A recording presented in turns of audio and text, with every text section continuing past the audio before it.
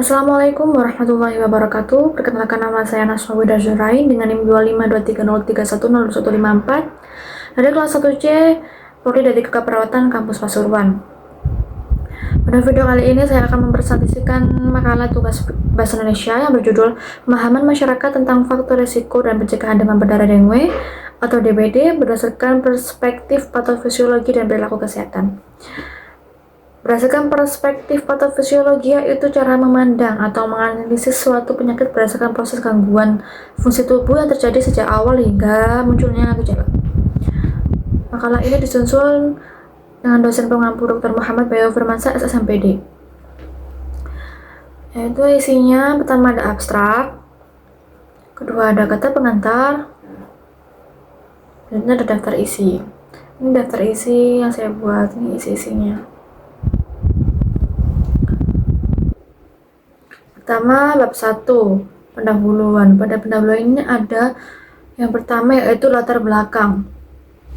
Latar belakang DBD masih menjadi salah satu penyakit infeksi utama yang menimbulkan tantangan serius bagi kesehatan masyarakat di Indonesia. Penyakit ini dipicu oleh infeksi virus dengue yang dibawa oleh nyamuk Aedes aegypti dan nyamuk albopictus.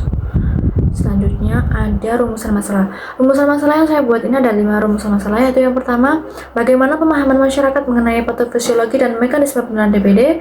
Yang kedua, bagaimana persepsi dan pengalaman masyarakat. Kedua, bagaimana pandangan masyarakat terkait kebiasaan sehari-hari. Yang keempat, faktor apa saja yang menjadi hambatan masyarakat. Yang kelima, bagaimana upaya masyarakat dan petugas kesehatan dalam meningkatkan kesadaran dan perilaku pencegahan DBD. Selanjutnya ada yang ketiga, yaitu tujuan penulis. Yang saya buat itu ada 2, yaitu tujuan umum dan tujuan khusus. Tujuan umumnya menjelaskan serta menganalisis bagaimana masyarakat memahami berbagai faktor yang mempengaruhi risiko dan pencegahan demam berdarah. Yang tujuan khususnya itu ada 5.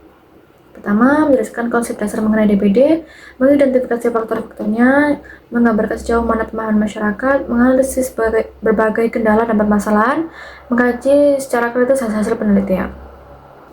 Yang keempat ada manfaat penulis. Manfaat penulis yang saya buat ini ada 2, yaitu manfaat teoritis dan manfaat praktis.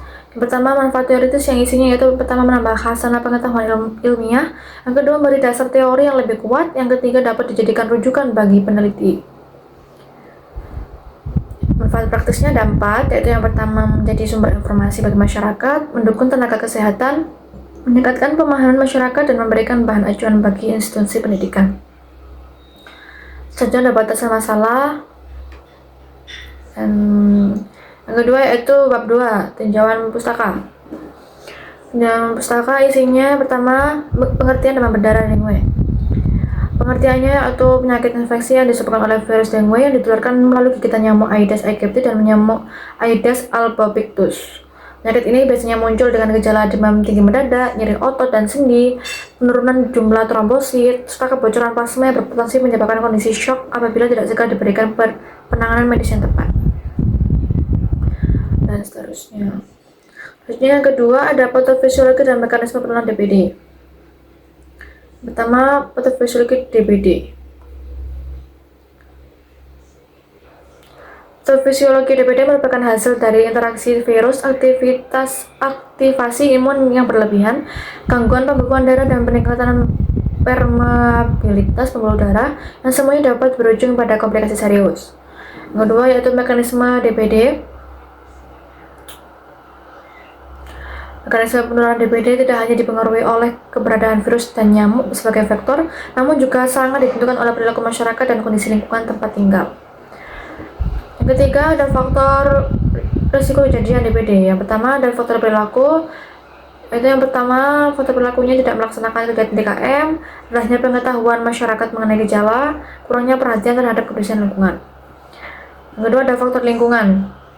Faktor lingkungannya seperti kebiasaan tidak menutup wadah penampungan air, lingkungan yang kurang terawat, kondisi lingkungan yang tidak sehat. Ketika ada faktor kebiasaan rumah tangga, yaitu yang pertama, mengatur pakaian di dalam rumah, tidak menguras bak mandi secara berkala, menyimpan benda-benda bekas yang dapat menampung air. Yang keempat, ada pencegahan DBD, 3M Plus dan BHBS. Pertama, ada pencegahan melalui 3M Plus, yaitu menguras, menutup, memanfaatkan, atau mendaur ulang barang bekas. Dan ada juga tambahannya yaitu dengan pertama yaitu menggunakan lotion atau obat anti nyamuk, memasang kelambu khususnya untuk balita atau anak-anak, memelihara ikan pemakan jentik pada kolam. Yang keempat, menaburkan larvasi daripada penampungan air dan yang sulit dikuras. Selanjutnya ada penerapan PHBS.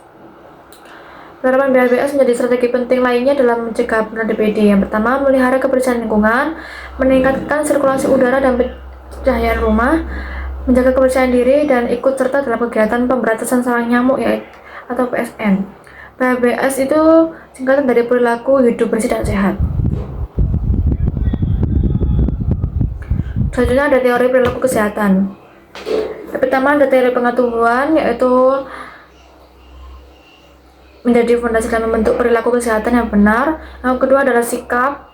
Yang ketiga ada tindakan dan praktik seperti tidak menguras air secara berkala, itu yang yang tidak sesuai. Yang kedua, tidak menutup tempat penampungan air. Yang ketiga, memberikan barang bekas menampung air. Yang keempat, serta menggantung pakaian di dalam rumah. Juga ada penilaian terdahulu terkait faktor risiko DBD. Dan yang terakhir ada kerangka pemikiran. Selanjutnya yaitu ada bab 3, metodologi penelitian. Di sini berisikan yang pertama, jenis dan pendekatan penelitian kualitatif studi literatur. Penelitian ini menggunakan metode kualitatif dengan pendekatan studi literatur. Dipilih karena penelitian difokuskan pada analisis mendalam terhadap berbagai sumber ilmiah tanpa melakukan pengumpulan data langsung di lapangan. Selanjutnya yang kedua ada sumber datanya. Ada teknik pengumpulan data. Yang pertama yaitu pengumpulan sumber dokumen, penelaahan isi dokumen, pengkategorian dan penyusunan data, dan analisis artikel. Yang terakhir ada penyusunan hasil temuan.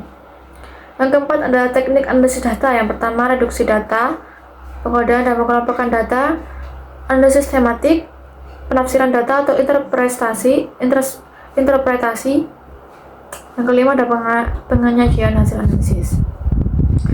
Yang kelima yaitu ada kriteria pemilihan literatur. Yang pertama kesesuaian dengan fokus kajian, kedua kredibilitas dan keandalan informasi, ada relevansi dengan tujuan penelitian, kemutakhiran dan kejelasan pembahasan, dan ketersediaan informasi yang cukup untuk dianalisis. Yang keenam, kesesuaian dengan kerangka pemikiran penelitian. Selanjutnya ada keterbatasan penelitian. Yang pertama yaitu bergantung pada kedalaman dan fokus artikel yang digunakan, tidak melibatkan pengumpulan data primer, keterbatasan konteks, lokasi, dan waktu, intervensi dipengaruhi perspektif peneliti, dan keterbatasan variasi literatur, serta tidak menilai fokus sosial dan ekonomi secara mendalam. Selanjutnya ada bab 4 yaitu hasil pembahasan. Yang pertama, gambaran umum temuan literatur. Ini sisinya. Beberapa poin utamanya yaitu pemahaman tentang peran faktor. Yang kedua, pentingnya kesadaran akan kegawatan DBD. Ketiga, risiko infeksi sekunder. Yang keempat, pendekatan pencegahan yang holistik. Selanjutnya ada pemahaman masyarakat tentang penularan dan risiko DBD. Ini ada bentuk ketidaksesuaian antara fakta ilmiah dan pemahaman masyarakat dapat diidentifikasi sebagai berikut. Yang pertama yaitu miskonsepsi mengenai tempat berkembang biak nyamuk, rendahnya kesadaran terhadap risiko infeksi sekunder, kurangnya pemahaman tentang fase kritis DBD, pola tindakan yang kreatif bukan preventif. Yang ketiga yaitu ada perilaku pencegahan DBD berdasarkan studi terdahulu.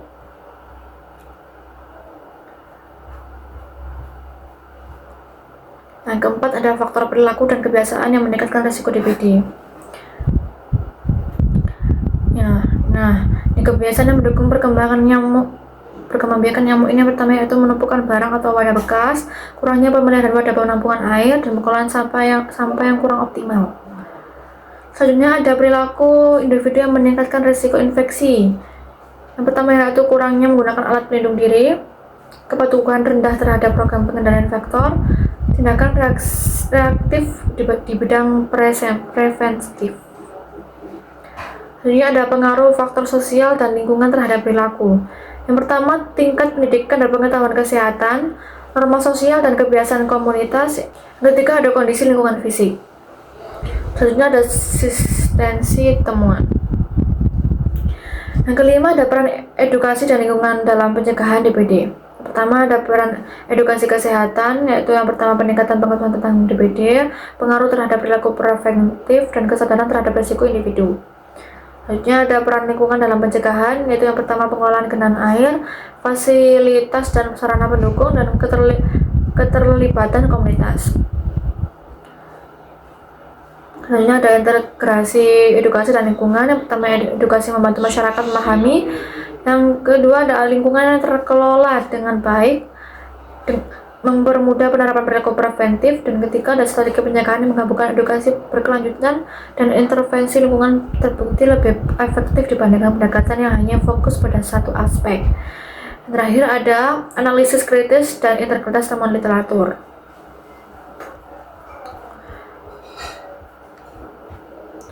Nah, yang kelima ini bab terakhir ya, yaitu ada kesimpulan dan saran. Kesimpulannya yaitu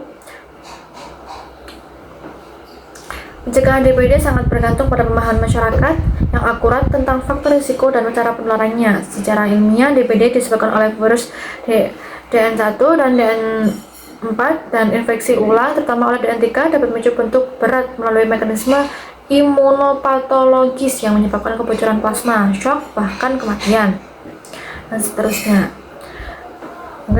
Sarannya isinya itu ada pertama, perkuat edukasi berbasis rumah tangga, sosialisasikan risiko infeksi sekunder, kurangi ketergantungan pada fogging, dorong penerapan plus dalam 3M+, bangun kolaborasi multisektor yaitu pemerintah, puskesmas, sekolah, dan masyarakat.